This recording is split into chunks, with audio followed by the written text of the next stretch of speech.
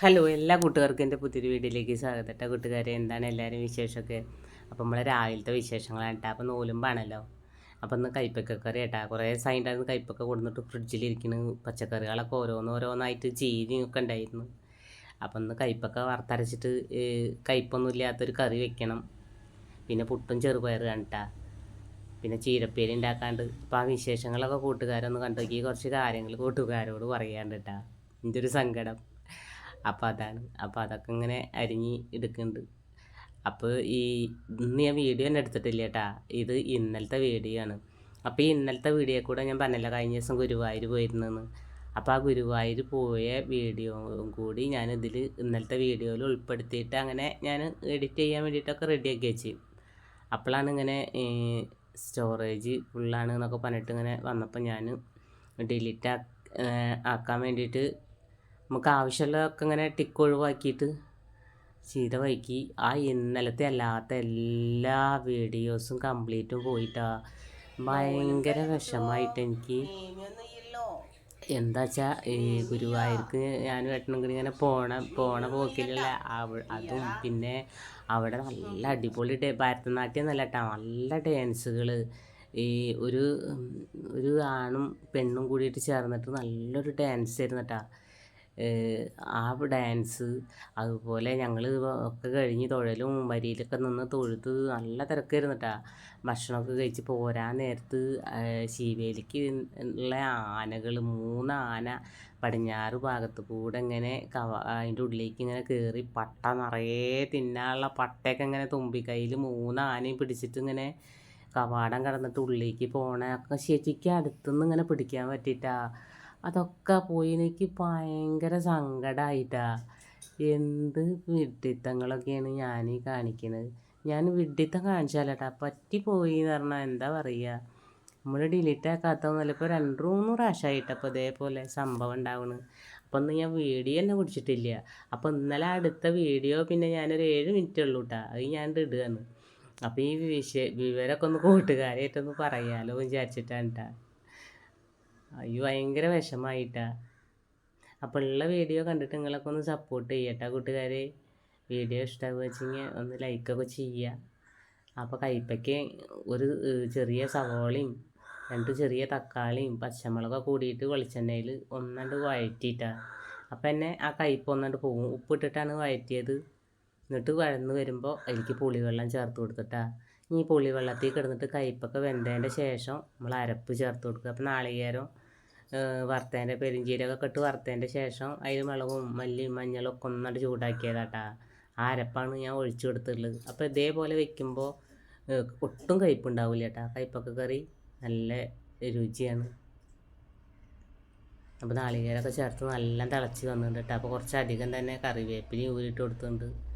ഇനി നമുക്ക് കറികളൊക്കെ ഒന്ന് വറുത്തിടണം. അപ്പോൾ കയ്പ്പക്ക കറി വറവിടാണ്ട്, പൊട്ടിക്കുള്ള ചെറുപയർ കറി വറവിടാണ്ട്, അപ്പോൾ ഓരോന്നും ഞാൻ ഇങ്ങനെ വറവിട്ടിട്ട് ഒഴിച്ചു കൊടുക്കുകയാണ് കേട്ടോ.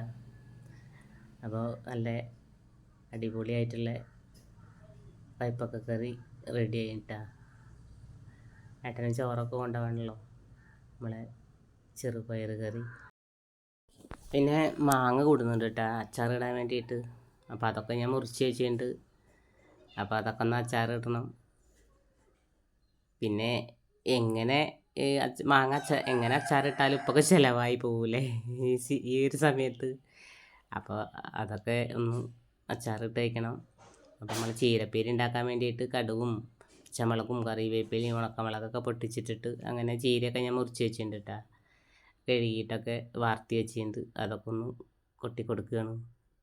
അപ്പോൾ ആവശ്യമുള്ള ഉപ്പും ചേർത്തിട്ട് ഇട്ട് കൊടുത്ത് ഒന്നണ്ട് ഇളക്കിയിട്ട് ഒന്നണ്ട് അടച്ച് വെച്ച് പിന്നെ ഒന്ന് തുറന്നപ്പോൾ നാളികേരം ചേർത്തിട്ട് അങ്ങനെ ചേർത്തിളക്കിയിട്ട് വെള്ളം അലർത്തിയെടുത്താൽ ഉപ്പേരി റെഡി ആയിട്ടാണ്. അപ്പോൾ രാവിലെ അപ്പം ഞാൻ ഈ ഒരു വീഡിയോത്തിൻ്റെ ബാക്കി കൂടെ നമ്മളെ ഗുരുവായൂരത്തെ വീഡിയോയും കൂടി ഉൾപ്പെടുത്തിയതൊക്കെ എന്നിട്ടാണ് വല്ലാത്തൊരു സങ്കടമായിട്ടാണ്. അത് നമ്മൾ ഈ വീഡിയോ എടുക്കുന്നവർക്ക് അതിൻ്റെ ഒരു ബുദ്ധിമുട്ട് മനസ്സിലാവും അല്ലേ പറയുമ്പോൾ. അല്ലാത്തവർക്ക് ഇപ്പോൾ അത് മനസ്സിലാവില്ല. ഇനിയിപ്പോൾ പറഞ്ഞിട്ട് കാര്യമില്ലല്ലോ. അപ്പോൾ നമ്മളെ ചായയും റെഡി ആയിട്ടാണ്. അപ്പം ഞാൻ വേഗം ചായയൊക്കെ കുടിച്ച് വന്നതിൻ്റെ ശേഷമാണ് കേട്ടോ പിന്നെ അച്ചാർ ഉണ്ടാക്കുന്നത്. അപ്പോൾ ചേട്ടൻ പോകുമ്പോഴേക്കൊക്കെ ആയിട്ടാ അച്ചാർ. അങ്ങനെ കടുകൊക്കെ ഒന്ന് പൊട്ടിയതിൻ്റെ ശേഷം ഒരു കഷ്ണം ഇഞ്ചിയും ഒരു 2 അല്ലി വെളുത്തുള്ളിയും ഉണക്കമുളകും 2 പച്ചമുളകും ഒക്കെ കൂടിയിട്ട് ഒന്ന് വെളിച്ചെണ്ണയിലാണ്ട് മൂപ്പിച്ചെടുക്കുക കേട്ടോ. പിന്നെ വെളുത്തുള്ളിയൊന്നും അല്ലാണ്ട് മൂപ്പിക്കൊന്നുമില്ല. എന്താ 40 രൂപ 100 വെളുത്തുള്ളിക്ക് ഇട്ടാ. അപ്പം അതിനനുസരിച്ചുള്ള ഉപയോഗം വെളുത്തുള്ളീനായിട്ട് ഉള്ളൂ. ഇനി വെളുത്തുള്ളീനായിട്ടൊന്നും വലിയ ലോഗ്യമില്ല. അപ്പോൾ അതൊക്കെ ഒന്ന് മൂത്ത് വന്നപ്പോൾ ഒരു 2 സ്പൂണ് എരിവുള്ള മുളകും പൊടിയും 1 സ്പൂണ് എരിവില്ലാത്ത മുളകും പൊടിയും ചേർത്ത് കൊടുത്തിട്ടുണ്ട് കേട്ടോ. ഞാൻ വെളിച്ചെണ്ണയിൽ ഒന്നാണ്ട് മൂപ്പിക്കുക. പിന്നെ ഇപ്പോൾ എടുത്ത് വയ്ക്കാനുള്ള അല്ല കേട്ടോ, അത് ഇപ്പോൾ കഴിക്കാനുള്ളതാണല്ലോ. അതുകൊണ്ട് തന്നെ ഞാൻ വെളിച്ചെണ്ണയാണ് ഒഴിച്ചു കൊടുത്തിട്ടുള്ളത്. പിന്നെ അല്ലെങ്കിൽ ഇപ്പം നല്ലെണ്ണയൊക്കെ ഒഴിച്ചു കൊടുക്കും കേട്ടോ. പിന്നെ അതിലേക്ക് ആവശ്യമുള്ള കായപ്പൊടിയും ഉലുവാപ്പൊടിയും ചേർത്ത് കൊടുത്തിട്ടുണ്ട്. കടുക് ഞാൻ പൊടിക്കുന്നില്ല ഇപ്പം. അപ്പോൾ അതൊക്കെ ഒന്നാണ്ട് മൂപ്പിച്ചതിൻ്റെ ശേഷം സുർക്ക ഒഴിച്ച് കൊടുത്തിട്ട് ഒന്ന് തിളച്ചപ്പോൾ മാങ്ങ ഇട്ട് കൊടുത്തിട്ടാ. ഇനി ഒന്ന് ചേർത്ത് ഇളക്കി ഒന്ന് ചൂടാക്കി എടുത്താൽ നമ്മളെ അച്ചാർ റെഡിയായി. 2 സ്പൂണ് തിളപ്പിച്ചാറിയ വെള്ളം ചേർത്ത് കൊടുത്തിട്ടുണ്ട് കേട്ടോ. എടുത്ത് വയ്ക്കാനുള്ളതിലൊന്നും ഞാൻ അങ്ങനെ ചേർക്കാറില്ല. അപ്പം നമ്മൾ ഉപയോഗിക്കുന്ന കാരണം വെള്ളം ചേർത്ത് കൊടുത്തതാണ്. പിന്നെ നമ്മളെ കുഞ്ഞായിനെ കുറിച്ചിട്ട് ഞാൻ കുഞ്ഞായിനെ അറിയണ എൻ്റെ കൂട്ടുകാർക്കൊക്കെ അറിയാമല്ലോ. ഞാൻ ബേക്കറിയിൽ നിന്ന് ഒരു മെച്ചിങ്ങര അത്ര പോകുന്ന അതിനെ രക്ഷപ്പെടുത്തി കൊടുത്തിട്ട് വളർത്തിണ്ടാക്കി. പക്ഷേ ഇപ്പോൾ കുഞ്ഞായിനെ ഞാൻ കണ്ടോടത്ത് വെച്ച് അടിച്ചു ഓടിക്കും കേട്ടോ. എന്താ ചാത്തിക്ക് തീരെ പ്രവേശനം ഞാൻ നിർത്തി വെച്ച്.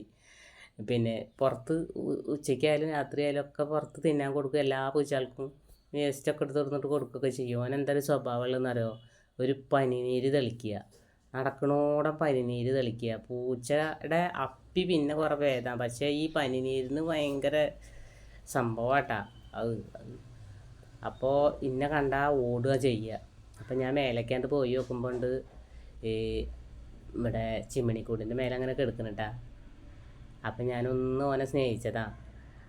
അപ്പോൾ ആദ്യം ഒന്ന് പേടിച്ചിട്ട് ബാക്കിലേക്ക് പോയി. പിന്നെ ഞാൻ ഒന്ന് കൊഞ്ചിക്കുന്ന ഭയങ്കര ഇഷ്ടമാട്ടോ കൊഞ്ചിക്കലൊക്കെ. അപ്പം ഇങ്ങനെ കണ്ണടച്ച് കിടക്കുക. പിന്നെയെന്ന് പറഞ്ഞാൽ 3-4 ദിവസമായിട്ട് മീനൊന്നുമില്ലല്ലോ. അപ്പം അതിൻ്റെ ആ ഒരു ക്ഷീണം ഉണ്ട് കേട്ടോ. പിന്നെ നമ്മൾ പറഞ്ഞില്ലേ പൂച്ച കുട്ടികളെ നോക്കണില്ല എന്ന്. പക്ഷേ 2 കുട്ടികളായിട്ട് പോയിട്ട് ഓള് കുട്ടികളെയൊക്കെ കുറച്ച് പോന്നിറക്കണം കേട്ടോ. അത് അപ്പുറത്ത് ആ വാർപ്പിൻ്റെ മേലെ പാല് കൊടുക്കുന്ന 2 കുട്ടികൾക്ക് ഒന്നിനെ അപ്പോൾ പൊന്ന് നോക്കണത്.